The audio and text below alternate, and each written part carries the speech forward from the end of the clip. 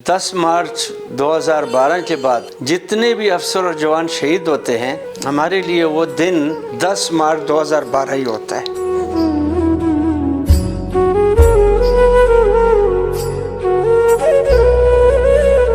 यकीन जानिए, जब हमारी सेहराबंदी होती है ना शादियों में, तो वो सेहराबंदी नहीं थी जैसे अलवजी का जनाजा पढ़ाओ।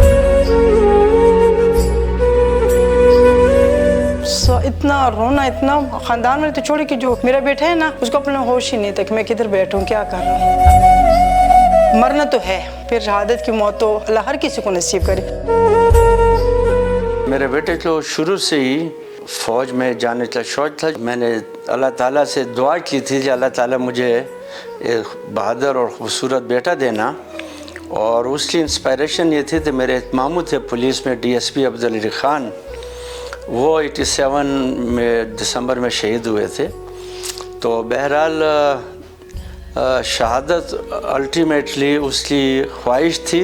ये डायरी उसने 22 नवंबर 2011 को लिखी थी स्वात में, जब उसकी यूनिट स्वात में थी।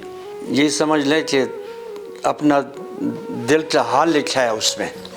और फिर उसने आखिर में ये लिखा है, उसके अंग्रेज़ी के अल्फाज ये हैं कि God bless me with this blessing.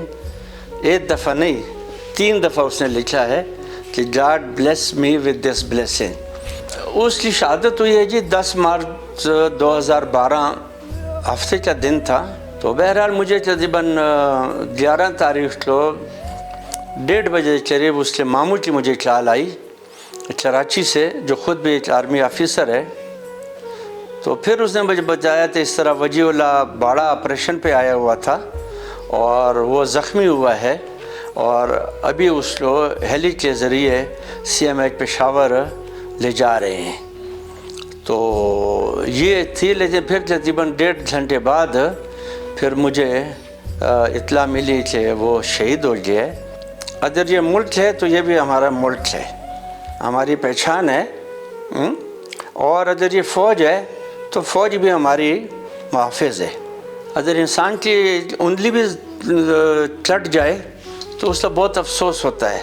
10 मार्च 2012 के बाद जितने भी अफसर और जवान शहीद होते हैं, हमारे लिए वो दिन 10 मार्च 2012 ही होता है।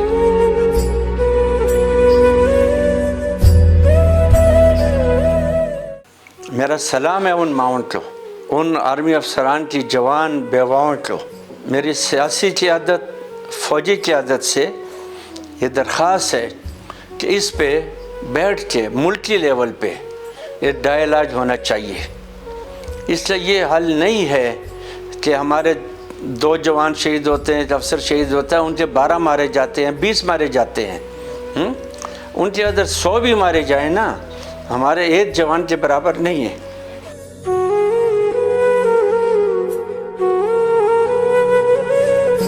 जब स्वात में ऑपरेशन का वो है तो उसने अपना नाम खुद दिया था ऑपरेशन में, हालांकि वो अपनी यूनिट का बेबी था। हालांकि उसका जो सीआ था, उसने आखिर में जब उनकी गाड़ी लोड हुई तो तब भी वजी को उतार के उसको कहा है कि वजी आप ना जाओ ना, आप बहुत छोटे। उसने कहा कि नहीं सर मुझे इजाज़त है, मैं नहीं जाने। बस उसकी शहादत लिखी हुई थी।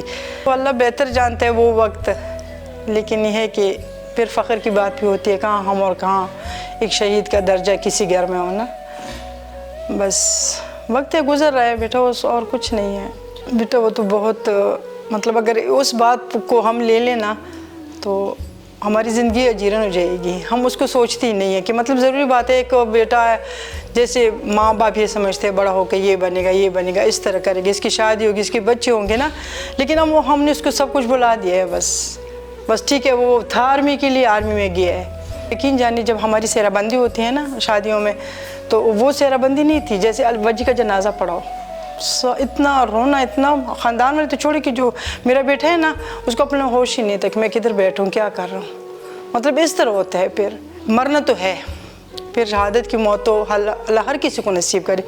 लेकिन मैंने कहा जज्बा रखना, जज्बाती नहीं होना। शहादत के टाइम भी जज्बाती नहीं होना, क्योंकि जज्बात से कुछ नहीं होता। आप लोग है तो पाकिस्तान है, आप लोग नहीं है तो कुछ भी नहीं है। जब उसके यूनिट वाले आते हैं तो मुझे लगता है वजी आया हुआ है, मुझे इतनी खुशी होती है। मेरे बेटे की किस्मत में थी शहादत, वो चले गए।